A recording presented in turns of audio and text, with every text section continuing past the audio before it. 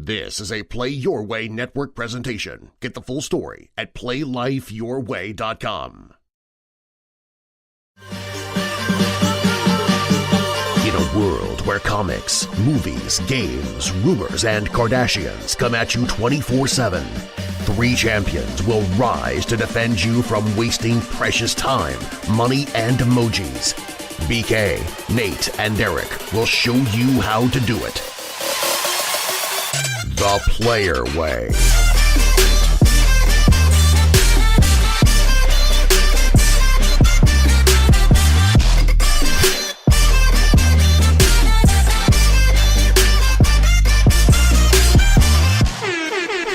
This is your resident podcast DJ BK, helping you understand how to curate your life and media. The Player Way. That's right. Along with my co-captains Derek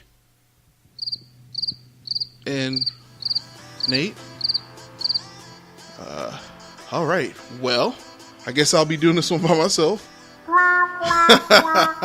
No, it's by design. Basically, we knew that Nate, as we talked about on last week's podcast, Nate was going to be transitioning from Los Angeles to DC, and after that podcast, we had talked about it, and Derek, we knew he might possibly be on daddy duty. So I was primed and ready to be able to do this thing solo, and what better podcast to fly solo than the solo spoiler cast. So that's what we're going to do on this episode. But before we get there, shout out to our entire Play Your Way network and podcast teams out there. Thank you guys for putting together so much great content over the last year or so. And as we enter into the summer, it's just going to get better and better and better. And on that same token, trendy cosplayer himself, Mr. Darius Prather. Shout out to Darius. He definitely was doing cosplay this past weekend. The Player Way. As he made his way over to MomoCon. MomoCon is this amazing anime convention that started off as this little offshoot of people who realized that DragonCon, which is a much bigger fantasy convention that happens every year here in Atlanta, and people all over the country come to take part in it. MomoCon was kind of like an offshoot of people who really wanted to focus more so on the cosplay and the anime aspect of it, because while anime and cosplay is a part of DragonCon, DragonCon is more fantasy and mainstream sci-fi. And there was a time, believe it or not, that anime was not mainstream nerdom.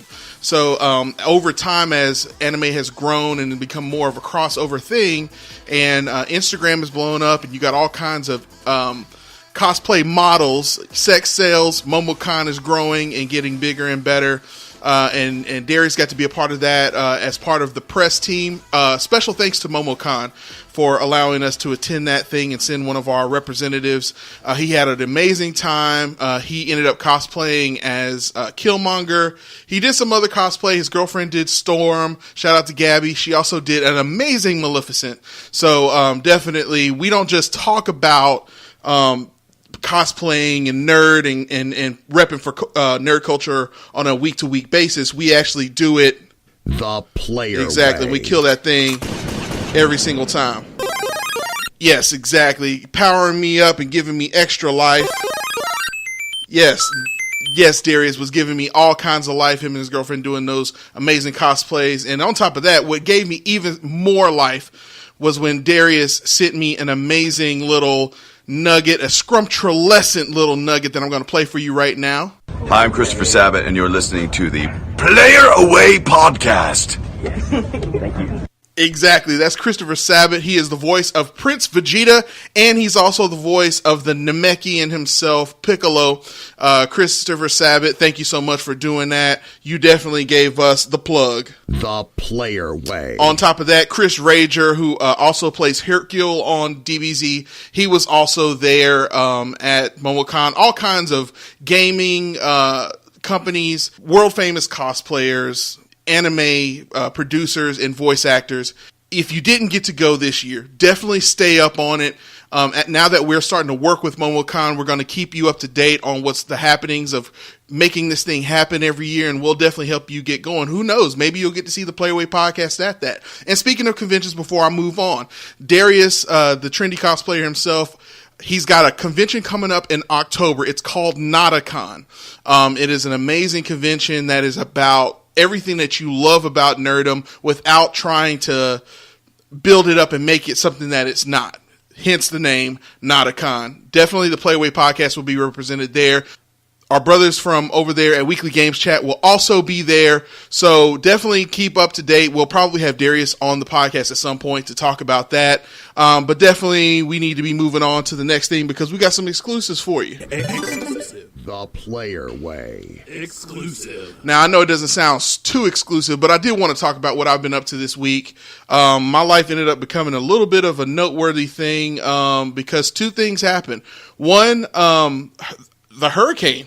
The hurricane, if you've been paying attention, hurricane season was supposed to start the following week that this podcast came out, but subtropical storm Alberto made landfall in Florida on the northern Gulf Coast. My wife and I, shout out to Rachel, happy birthday. It was her past birthday weekend, so we were down there in Tampa, Florida, and taking advantage of Treasure Island and Clearwater Beach and all of those awesome beaches out there. And yeah, the hurricane actually did happen. We weren't really scared because it didn't seem too bad. Everyone was wondering what was going on with us. My parents definitely were kind of concerned, but it ended up being not really bad down there.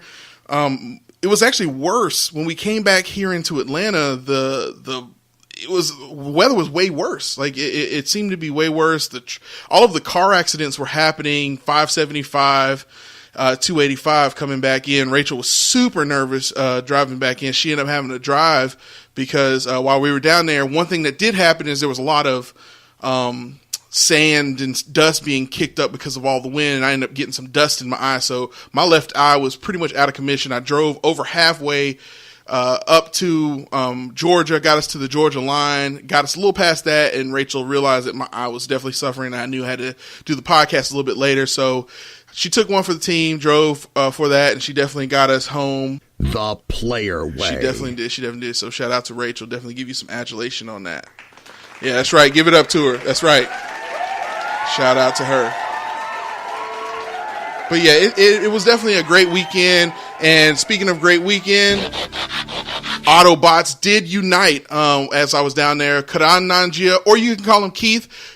You can call him whatever you want him. He used to go by the Nice Guy. He's still a nice guy, but at the Nice Cast on Instagram, Karan Nanjia, he met with us, and thank you, Karan. I appreciate you meeting with us. Keith, you did just an amazing job. We had a power dinner where we talked about the direction of the Play Your Way Network and the Play Your Way podcast. He's an avid listener of us, has been a supporter of us since day zero. Since when I decided I want to do a podcast, he was already doing an amazing podcast. That Amit Shah, shout out to Amit, who's also a great friend of mine up in New Jersey. He's like, you need to listen to this guy as you start to produce this thing. And he's kind of been a mentor of mine of sorts, from afar. He has over 50,000 followers over Instagram. And if you need to follow the Nice Cast, if you want to get the dopest memes and get to talking about nerd culture in the most player way possible. The Player Way. Absolutely. Thanks, Darren. That's what we're doing. So, that's what we did. Expect bigger and better things from the podcast as we move forward. And speaking of bigger and better things, it's time to move on to the gentleman's bet. Bets. Place your bets here. We got a gentleman bet right over here. Let's get it going, boys. Yes, the gentleman's bet. The gentleman's bet this section has been, it's always a favorite part of the podcast. What I love about it is because we can seemingly be just three guys from different walks of life doing a podcast about nerd culture and definitely showing you guys how to do it. The Player Way. But where we really earn our stripes as experts in what we're talking about is when we get to this gentleman's bet. And sometimes we're so accurate that it sometimes seems like we're a part of this big conspiracy in the box office. Conspiracy. But what if it's a conspiracy? But we're not a part of a conspiracy. What we're doing is we're keeping up with the trends. We have our fingers on the pulse, ladies and gentlemen, and everyone in between. And I'm happy to report that one of our co-captains, yours truly, Definitely kept it 100%. The player way. And here's where we ended up at. We talked about Nate going into the 4-day weekend. Nate was predicting that Solo, a Star Wars film, would come in around 135. Derek came in, I believe, around 115. And then I said that it would be at first, but I forgot that it was a 3-day weekend, which I often forget that it's doing that. Yeah, sometimes I get absent-minded. And but I upped it up to around 90. I tried to skirt it up to 95 when we got to the Top 5 podcast, but Derek definitely kept me right where it needed to be. And shockingly enough, yeah, absolutely, it came right around where we're at. And they ended up bringing in around 84 million. And I might have said 1,000, but I meant in the millions when I was speaking earlier. 84 million is where it came in on the 3-day weekend, and then it ended up around an additional 18 million. So it brought the total around just over 100 million. It barely cracked the 100 million. Yeah, I know. Okay, so I know those numbers sound like I'm kind of fudging back and forth, and they don't exactly add up to what I'm saying they add up to. But it's because the numbers are kind of soft right now as they're coming in. But I can assure you, CNN Money, The Hollywood Reporter, all of the major news outlets are coming in and giving final estimates, and it is just breaking 100 million. So all of our estimates from the Captain's Challenge, the Gentleman's Bet, are coming in exactly where we thought they would. So what I want to do is explain how I kind of came to that number, what went into the idea. I didn't just throw that 90 million out there. I wanted to make sure that I knew exactly what I was talking about. Some of the things that we're going to talk about in this episode are things that we knew going into the film, and then I'm going to get a little spoiler casty toward the end of the list. So I will let you know when those things are going to be happening in case you didn't get to see the film and you want to, for some reason you don't want to know what's going to happen. But yeah, we're going to go into the psyche because there's a lot of things going down. A lot of Karan with the Nice Cast, we talked about this. For some reason, right now, Marvel is just dominating the entire stratosphere when it comes to making nerd-worthy geek culture film. We know it's the era of the superhero film, but what is it about Marvel? Like, what is it about these other studios that they're not quite able to get the money? And one of the things that Karan was saying is that it's kind of dangerous to be in this place where everybody's looking at one studio to be the standard. And I agree with that 100% because it kind of dilutes the ability for us all to have fun. It's very similar to the issue that's going on with female rappers in the world. You got Nicki Minaj, who has been on top for almost a decade now, if not already a decade. And you got newcomers that are coming into it, like Cardi B, that's coming up. You got Bad Baby, Danielle Bregoli, which a lot of people don't like me to talk about that person, but she's somebody who is an up-and-coming rapper. And then, of course, you got Remy Ma, who is a long-standing rapper. If you don't know who any of these people are, all you need to know is that Nicki Minaj has been long rumored to be the type of person to not invite other people into the game, and the way she kind of moves, it kind of makes it seem as it creates this culture of having to wrestle to be in the game at all. Unlike men who you got Jay-Z and you got Nas and you got Biggie, and then as you move forward in time, you got Big Sean, you got K-Dot, you got J. Cole, you got all kinds of rappers, and you name them, Donald Glover, Childish Gambino, you can just keep naming them. But when it comes to the female side, there's a lot more competition there.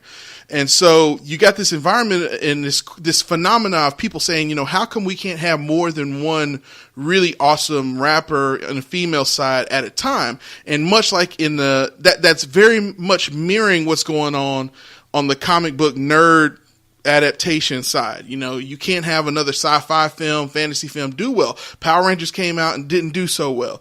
The last few Star Wars films came out and hasn't done well. Don't let me forget about Valerian. You got just tons of different names of geek-worthy films that have come out that just haven't done well. And I think it's because you got a studio that, like Marvel, that has built. Not every single film that they make is a great film. However, they build the mythology in the universe in which it's with so that it works. Where DC and Lucasfilm are starting to kind of mess up is they're not willing to invest the time. And on top of that, to a certain extent, they have much higher standards. If you recall, when the DCEU was starting to expand and get started over again, Nolan's Batman was already out. So you got Heath Ledger's performance out there as Iron Man and these other films are coming out. So as a DCEU executive, your next film that comes out has to do the kind of numbers just by default that your Batman film had done with Nolan. And so there's a bit of a pressure, there's a bit of reluctancy to kind of start over from scratch. And it doesn't help when you do something like Man of Steel does really well, the first Man of Steel, and then you got Wonder Woman that comes out and it does extremely well as well. So you got these outliers that kind of muddy up the process. And same thing with Star Wars, The Force Awakens. Huge opening. So when you start off your whole franchise on a high like that, audiences can be trained to be kind of unforgiving. And so there's a caution there. On one hand, we have to be somewhat understandable that not every Star Wars film that's going to come out is going to be this groundbreaking, earth-shattering, innovative thing. At the same time, however, when you have Marvel doing this slow and steady build up over time, and each film is getting bigger and bigger and bigger and bigger and bigger, whether you like the films or not, Thor Ragnarok did well. Whether you like the film or not, Black Panther did even better. Whether you like it or not, Infinity War did even bigger and better than that. And of course, you know Ant-Man and Wasp are coming in and they're going to have to expect to not do as well. And same thing with Captain Marvel being something new. But anyway, getting to the point, to quote Derek would say this probably often, is that he goes into a film and he kind of prepares himself for what he's about to see. And while I don't like that thought that you have to prepare yourself to downgrade what your expectations are, that's the reality. You got to corrupt your own system, if you will, when you go into the theater. So keep all of that in mind as I'm moving through my list. There are going to be some times where I'm going to sound unforgiving. There's going to be some times where I'm going to understand where they're coming from. But for the most part, where Disney shot themselves in the foot to begin with, and Lucasfilm shot themselves in the foot to begin with, is they went for Solo. If you're going to go for Han Solo as the lead character, there's a lot of mythology that comes with him. There's a big fandom that comes with him, and there's a high expectation of having an actor like Harrison Ford.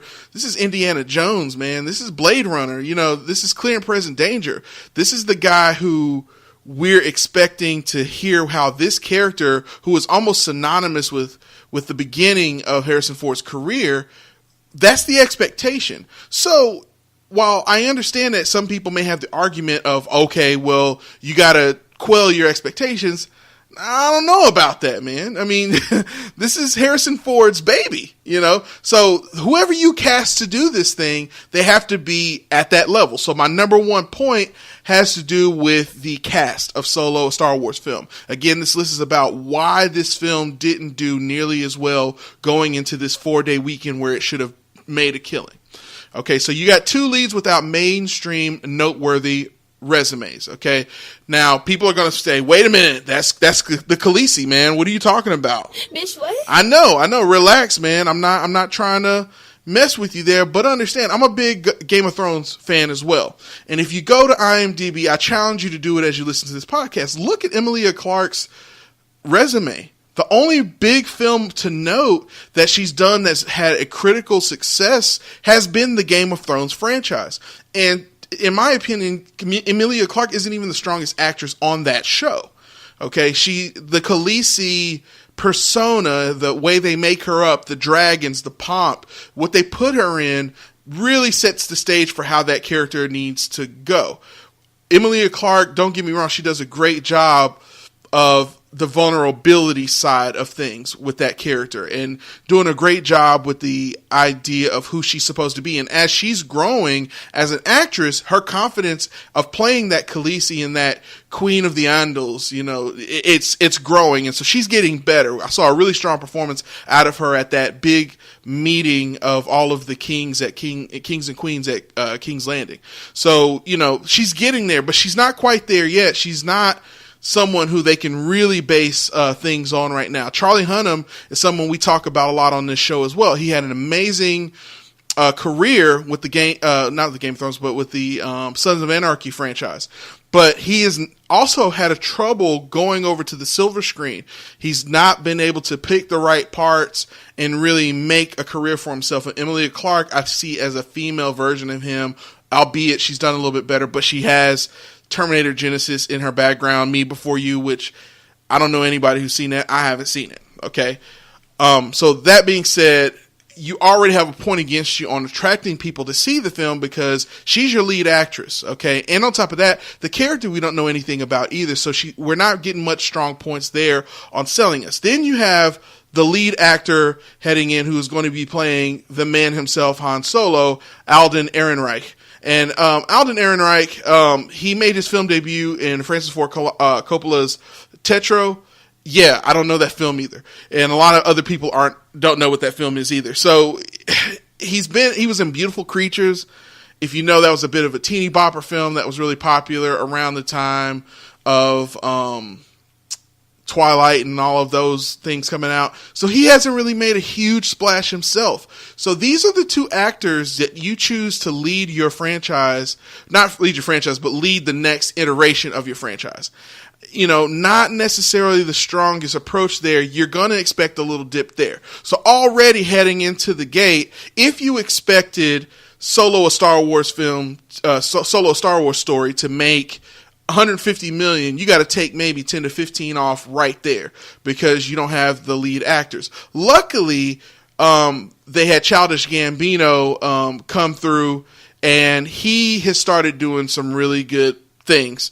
Donald Glover, he just before this film came out, just before Infinity War hit the screen, Donald Glover was having, the best week of his life. He was doing some SNL stuff. He had Atlanta on FX, had its season finale. He had This Is America out. So already, and even in how they edited the trailers, you could see they were pushing him a whole lot more, but there's only so much that Lando Calrissian can do, because Lando Calrissian is not that. He's the potatoes of the meat inside of the dish. And so he's not that main character that you can sink your teeth into. And when you see Solo, a Star Wars film, he does a lot. He works really hard. He tries his best to give a lot to the film, but there's only so much his character can do just by the design of who he's supposed to be and the things that he does later on in the series. So you got a really strong supporting actor. Of course, you got also Woody Harrelson and Thandie Newton that also show up. So really strong supporting cast, but your mainstay cast isn't quite there yet. And of course, Paul Bettany, Vision, he's also your big baddie of the film as well. However, we don't know who any of these characters that I'm mentioning, other than Lando Calrissian, we don't know who these other characters are. So we know they're going to be in this film, but we don't know what they're going to do. So it's a crapshoot there. So again, if we're betting that it's going to be around 150 million, which is where it should have been able to make if you casted it right, you taking 10 to 15 off for a week's lead cast, and then you got to take an additional 5 million off, because you should take 10 million off for your supporting cast, but because they're so strong, you're going to put 5 million back on, and then you take but you're going to still take 5 off because you don't know what these characters are going to be doing.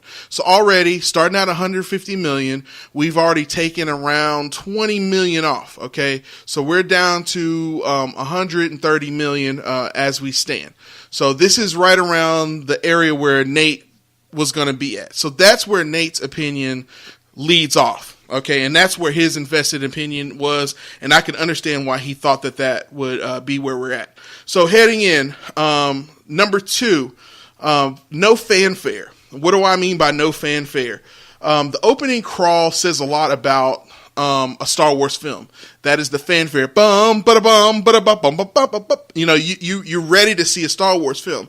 But as we saw in the original Rogue One film, there was no opening crawl, and a lot of us expected that. So we learned in a Star Wars story franchise, it's kind of like a sub-franchise of the main Star Wars films.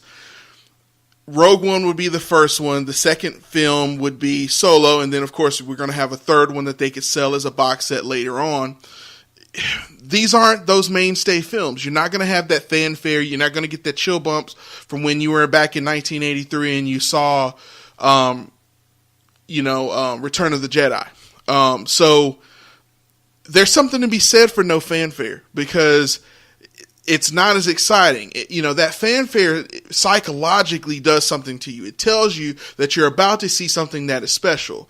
But Rogue One, even though it had some really awesome parts with Darth Vader in there, really holding that film together, it still isn't the fanfare. Then on top of that, a Star Wars story from a Rogue One perspective, the characters we're introduced to, these are characters that probably aren't going to stick around for very long. We know this because pretty much everyone died in the Rogue One film. So investment in characters is something that we already have been taught to not expect in a Star Wars story film. So even though we know Lando Calrissian is going to last and Solo is going to last, well, at least until Son kills him. Exactly. But the rest of these characters, we don't know who they are, and we don't know if we'll see them again or not. Again, it goes to what I was saying in the first point about not knowing who these characters are and not having an opportunity. And likewise, when the press junket was being done, not a lot of featurettes came out about who these characters are. I didn't see much about introducing us to these characters. In the posters, there wasn't any information about trying to sell you on these new characters in the same way that you did with Rogue One. So you didn't have this going around. So that fanfare just wasn't quite there. And then, of course, while we didn't get the yellow crawl that we normally get with the introduction of the story in all the mainstay Star Wars films, we did get that blueprint that said, long ago in a galaxy far, far away. We did get some additional story at the beginning of Solo, a Star Wars film. However, what we faltered on, and when I say we faltered on, the studio faltered on, is there's a collective, what's going on? Bitch, what? Yeah, in the film, because this story that they're introducing, we don't know who these characters are. You see the opening with Han Solo coming in, and we're going to get back to that in a second. But the way the story just kind of starts, we thought we were coming into a movie theater to see Solo, a Star Wars story, and what his story was about and where he came from.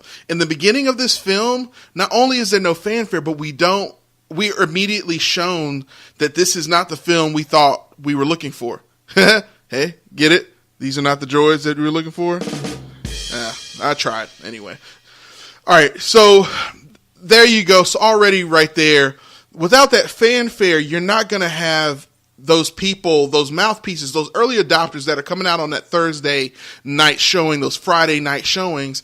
They're not going to social media saying, hey, man, this is what I saw and this is what was really cool. Immediately, we're getting into spoiler territory there, but you're going to hear that there's not nearly, and if you saw it, you know what I'm talking about, there's not nearly enough sauce about who Solo is to keep you talking about this film throughout the busy weekend with everything that's going on and with all the other films in the theater, which moves me to number 3. Too much competition. You got Black Panther that just came out of theaters a few weeks ago. It's on Blu-ray and DVD, so people are kind of chomping on that and getting their second showings of that at home with their barbecues and everything going on. You got people who have been working, kids who have been working through finals who haven't had a chance to see Infinity War or haven't had at least their second showing. I personally saw it 3 times in the theater, and as statistics have shown, this particular film people have seen more than once. So those second and third showings are happening right now as we speak. And then of course you got Deadpool, that is Deadpool 2 that's out. whatever you want to say about it, there's a lot of, is Deadpool as good as the original? You know, that's enough to get people who hadn't seen Deadpool 2 yet into the theater. And so you already have this close competition, and now you got Solo, Star Wars film, and it does not have the star power that these other two films have. It kind of begs the question, who's going to get the sauce there? If you look at the weekend estimates that happened this past weekend, you got Solo, a Star Wars story over a 3-day estimate at $84 million. You got Deadpool 2 that did take a big chomp down, but it still held up at $43.5 million. And then Avengers Infinity War still almost made $20 million at $17,435 million. So you got films that are really, if you put the other two films together, that's almost 70. That's almost right at, if not right at, yeah, it is. It's right at close to 70 million, right around 60 million. Yeah, 60 million. Yeah, right around 60 million. And then you got Solo, Star Wars story, 84 million at the third day, the 3-day. So already right in there, man. You're not seeing it. Then let's look at what the Monday estimates end up at. Solo, a Star Wars story is at $18,249 million according to Box Office Mojo, and then Deadpool 2 pulls up an impressive 11.5 million. So there you go, already right there. After this weekend, after people seeing how the reviews came in and seeing the critical analysis of how Solo Star Wars story moves, Deadpool 2 actually improves, and people end up going more toward Deadpool 2 at the end of the weekend for maybe their second showing of that film. So yeah, so again, we started off talking about your lead actors and your supporting cast and your characters there. We're talking about a lack of fanfare that the mainstay Star Wars films has, and this lull that we've been kind of entranced into based on Rogue One, knowing how dull a story may be and how dark and dim and how uninvested we need to be for this film. We don't have to see this film in order to appreciate the mainstay films. That's what we're already being taught by not getting that fanfare. Okay, and then going for 3, there's too much competition. So that's 1, 2, and 3 right there. So too much competition. I was giving you how it goes down. So Nate's number comes in taking into account that 135 million from where it should be at 150 million. He's getting that number based on a lack of star power and a lack of understanding of what the story is going to be about. Then you got Derek who comes in, and you lose an additional 10 to 15 million based on just competition alone. So that's where Derek gets his number, if you want to kind of analyze where that comes from. And then you get to my number, and this is how I get to that right at barely cracking 100 million. Okay, so and that's 4 and 5. Okay, so I kind of talked about this a little bit, but I said story not compelling enough to get the early adopters talking. I said that earlier when I was talking about the lack of fanfare. Okay, so you're only going to understand this if you've seen the film. So right now, if you don't want to be spoiled, stop the podcast right now, go watch the film, and then come back and listen to it later. All right, so here we go. This is time for the exclusives. The Player Way. Exclusive. All right, so here we go. All right, so when I talk about a story not compelling enough, I got some spoiler casty type of things. So let's start with the opening crawl. And I said that because you don't have that opening crawl, and then you got this story that they have in the blue writing, the classic In a Galaxy Far, Far Away. They talk about this Jabba the Hutt-esque type of mob leader that I guess Han Solo works for. We don't know who this is. Why not bring a character in? Why not establish the beginning of Jabba the Hutt's despise for Solo? Why not start with that? But no, they bring up some other character that we don't know anything about. On top of that, then we immediately go into this. As soon as Solo comes on screen, we see that he's an adult. Okay, maybe he's a young adult, but he's still an adult. Why is that disappointing? Why is that a fail? The reason why that's a fail is because this is supposed to be the beginning. This is supposed to be the story that tells us who Han Solo really is. It's supposed to establish his origin story. And they really end up failing in more ways than one. So they fail, first of all, because the opening fight and chase scene is he's already a smuggler. Yeah, man. So we don't even know what made him a smuggler. We don't even know what's going on that pushes him into this life. All we know is that maybe he's an orphan. We kind of pick up that he's an orphan based on all of these other kids that he's being called into this principal office auditorium-esque scene because he messed up on the smuggle of some sort along with Emilia Clarke's character. And then they figure out a way to get out of this life, and he decides he's going to join through a weird turn of events. Emilia Clarke gets separated from him, which is somewhat compelling. They really rely on you liking Khaleesi for her to be pulled away from him. So I do give them some points in trying to establish some star power, but it's not authentic. It's not organic. It does not come from their relationship. It comes from you knowing who this actress is already, and you knowing who Han Solo is, and if Han Solo cares about her, she must be important. They don't give you a reason to really care about her quite yet, okay? But anyway, you still feel it when she gets pulled away from him. And then probably the biggest fail of the movie is when he decides to join the Empire as a pilot to hide himself and to earn a ship to get back to the planet to save his supposed girlfriend, because you don't know if it's his girlfriend or not. You find out that Solo is not really his name. And that is the biggest fail of the whole film. Yeah, you're going to be gasping when you find out that someone just decided because he was by himself, they named him Solo. So now the name of your whole film, Solo. Okay, a Star Wars story. The thing that you're basing this whole film on to sell it to the people. Your headline now becomes just as toss-awayable as a lightsaber that a guy lost his hand for. Okay? It doesn't make any sense. You know, Luke loses his hand over a lightsaber in an epic battle where he found out that Darth Vader is his dad. And he just decides to throw this piece of metal away because I guess it doesn't mean anything and everything he's been through doesn't mean anything. I don't understand that. That doesn't make any sense to me. Likewise, Han Solo. Solo is not even his real name. So now we got an origin story where we don't know who the guy is anymore. You know, I feel like I'm about to, you didn't have to shut me down.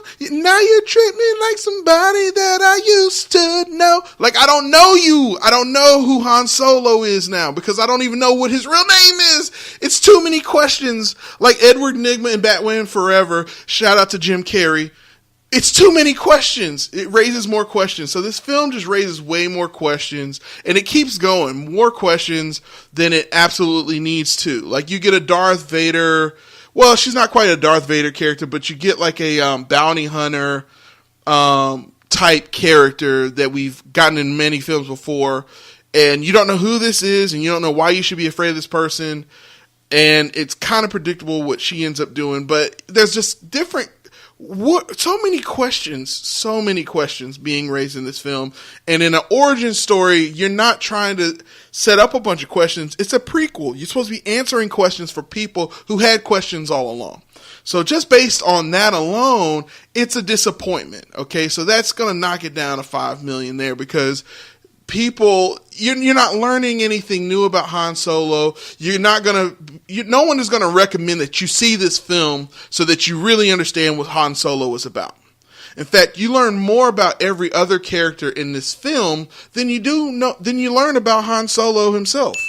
Okay, you learn more about even the Millennium Falcon. You find out the Millennium Falcon's navigation OS is based on this robot that Lando Calrissian had like this weird taboo relationship with, so you even learn that there's some quirkiness about Lando Calrissian. They even explain away why Lando Calrissian mispronounces Han Solo's name and calling him Han all the time. So Billy D. Williams gets help there. They help Billy D. Williams out, but they don't even help Han Solo out. So yeah, so I'm gonna move on down the list because we got time. We got to kill this and get this over with. That enough right there. All of those things that we mentioned, the opening crawl, giving a collective who to the audience because we don't know who the opening scene is even about. The opening scene of the film not being about Han Solo as a kid and not knowing where he comes from, knowing who his dad is. Oh yeah, that was the thing I was looking for. They established that the reason why Han Solo wants the Millennium Falcons because his dad used to build ships just like him. But so he knows who his dad is. Okay. At first, we're expected to believe that he's just this orphan, but he knows who his dad is. Why don't we see anything about his dad? Nothing about why he's an orphan. Nothing about where he came from. Nothing about how he ended up on this strange planet. It's Rey all over again. And unfortunately, with Rey, they've taught us to not expect anything great out of the story for your characters. They can come from anywhere. A hero can come from anywhere. There's this agenda that they're trying to push really hard to be able to change the franchise up, and they're doing it with Han Solo. So you already know not to expect anything great out of this situation. Okay, again, we talked about his love interest. She did a great job. You feel a little bad for her, but there's more character development for her than Han Solo. Han Solo's not his real last name, and therefore we don't even know if Han is his real name. Every character in this film, even the robot who would eventually become the navigation operations database engineer, knows more about, we know more about this person and this robot than we know about Han Solo. And then, of course, it comes down to the last point of this sub number 4 bullet point. It's not a great film. This Solo, a Star Wars film, is not a great film by Star Wars standards. Okay, it's a okay film if it wasn't a Star Wars film. But it is a Star Wars film, and therefore it's got to somewhat hold up to the Star Wars films we like versus the Star Wars films we don't like. And this film feels more like the Star Wars films we don't like than the Star Wars films we do like. A lot of the problems that we have in the prequels and that we did have in the hotly contested The Last Jedi, those things happen in this film, and I've already mentioned them before, so I don't want to belabor the point. So that's number 4, and I said that takes away an additional $5 million right there, so that puts you at around 110. And the thing that knocks it down an additional $10 million there is the critical reception. So before a film comes out, those last 3 or 4 days, that press junket that really gets people going out. For Deadpool, we heard good things about the film and why you need to see it, okay? We saw these things coming up. Definitely Infinity War and Black Panther, we definitely saw these things coming up. They were very scarce in what they wanted to say, but because they didn't want to spoil it, but they still gave you some sort of understanding of what to expect coming into this, okay? Coming into this, if you go to Rotten Tomatoes, we're at a 70% with the critics, and then your audience score is at 61%. So already that Thursday night showing and anyone else who got to get an early showing before that, like bloggers and such, they're already rating this down a little bit. To compare that, you have Black Panther and Infinity War that had much higher scores heading into the opening for those films. The critics' consensus, read directly from Rotten Tomatoes, is that a flawed yet fun, fast-paced space adventure. Solo, a Star Wars story, should satisfy newcomers to the saga as well as longtime fans who check their expectations at the door. Notice what they say.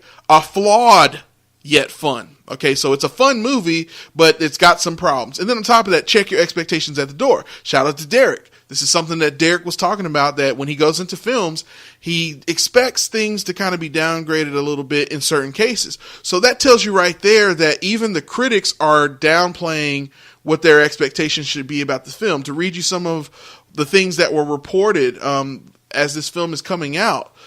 From the New Yorker, the tropes and twists of shamelessly recycled cliches are presented throughout an absurd earnestness. A young Han, another one from the San Diego Reader, a young Han can only watch helplessly as the gravity of the Star Wars children's crusade overwhelms him, and the wondrous fun run gives way to joyless slog that actually undermines the heroism of A New Hope, even as it seeks to foreshadow it. Yeah, definitely some things that happen. Another one, whenever Star Wars tries to develop one of its franchise key characters, it whiffs. Solo is no expectation, a disappointment on par with The Last Jedi and its prequels. And it goes on and on. Even some of the better ratings, Solo is at its best when it's uncoupled from all of the heavy lifting, just crammed in a cockpit, likable cast shooting for the stars. So there you go. What people like this about this film is when they get into the Millennium Falcon and they do the things that they were doing in the original trilogy, zooming across the galaxy to and fro, which tells you what they're relying on to sell this film. This is supposed to be Solo, a Star Wars story, which tells you by naming it that we're expecting something in the neighborhood, at least in the neighborhood of an origin story. And this only at best, it tells you what Han Solo was doing around the time that the Star Wars films were about to start. You don't really, I never, maybe I'm wrong, maybe I just didn't pay attention enough, but I didn't quite understand what time period this fell into. What even confused things more for me is when you got a Darth Maul cameo, which granted the Darth Maul cameo showed his legs has these robotic, limbs. So it's obviously after episode 1, but it's before episode 4. We don't know how much time before. They're building up towards something. I guess they're going to be using Darth Maul for some more things, which I know Derek is going to be extremely happy about, and other people who love that character, because I love that character as well. Not sure why they didn't just use him as the bad guy in this film. It would have done a ton for this film if he was the big bad that everybody was running from the get-go, instead of Paul Bettany's, I don't know who this guy is. But anyway, so all of those things that we're talking about, the press junket not quite doing a really good job of promoting that film. We know that promotion and marketing is everything. Shout out to Nate, because I know you love when we point out marketing. So definitely marketing is the thing that absolutely sells films in the end of all of this. And we didn't get a really strong sale from any of this. So that puts you at that 100 million mark. And of course, I shot down an additional 10 million because I wanted to be conservative, because it's the closest without going over. So that's how I got at my number. So now you got a real good understanding of how the Captain's Challenge, the Gentleman's Bet works when we put those numbers together. We don't just throw those things out there. We actually do some really good analysis, and we bring all of our understanding of what's going on marketing-wise, story-wise, studio-wise, psychology of the audience goer, the movie goer, if you will, into those analysis. So when you listen to the Play Away podcast and you listen to those Captain's Challenges, the Gentleman's Bet, make sure when you hear that tag when it's coming into bets, place your bets here. We got a gentleman. And you bet hear Derek's right over scrumptious here. voice. Let's get it going, boys. When you hear that, just know it's about to get serious. We take it very seriously. We're going to kill it. The Player Way. Okay, so when you hear that, you know you're getting some on-point analysis. You're getting some exclusives. The Player Way. And Autobots 100% are uniting at that time. All right, so that's what you got going on. Ladies and gentlemen and everyone in between, with all due respect, I have had the pleasure and the honor of being your resident podcast DJ, BK, helping you understand how to curate your life and media. The Player Way. Flying solo for an episode about why Solo, a Star Wars story, didn't quite sell.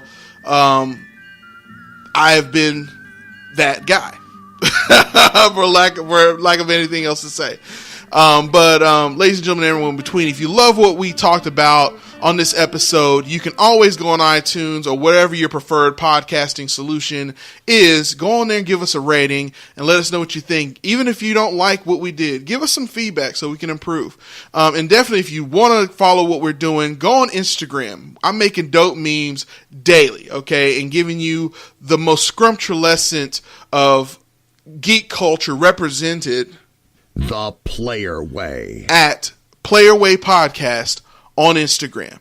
Or you can follow us also on Facebook. If Facebook is your thing and you're a little too old for the Instagram thing, go on over to Facebook and just type in Play Your Way Network. And then if all of that is too much and you're just really old school and you want to do the old www World Wide Web search, just go to www. I can't believe I'm saying this, but go to www.playyourwaypodcast.com or playlifeyourway.com or playyourwaynetwork.com. Any of those URLs will get you there.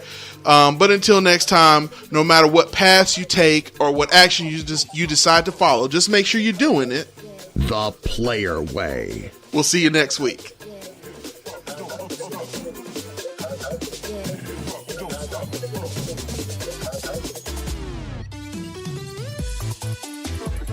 Thanks for listening to the Player Way podcast. Recorded in a single take from Los Angeles, California, Dallas, Texas, and Atlanta, Georgia, by Nathan Peterson, Derek Lewis, and BK Jackson. And I'm Darren Marlar, the majestic voice of the Player Way podcast. Our opening theme is titled Bound by Ricky Remedy, courtesy of Elysian Records. And our closing theme is titled Coconut King Diaries by Xander, spelled Zahnder. You can find this music by both Ricky Remedy and Xander, and many more tracks on SoundCloud. And remember, no matter what choices you make or paths you follow, just make sure you do it The Player Way. See you next week.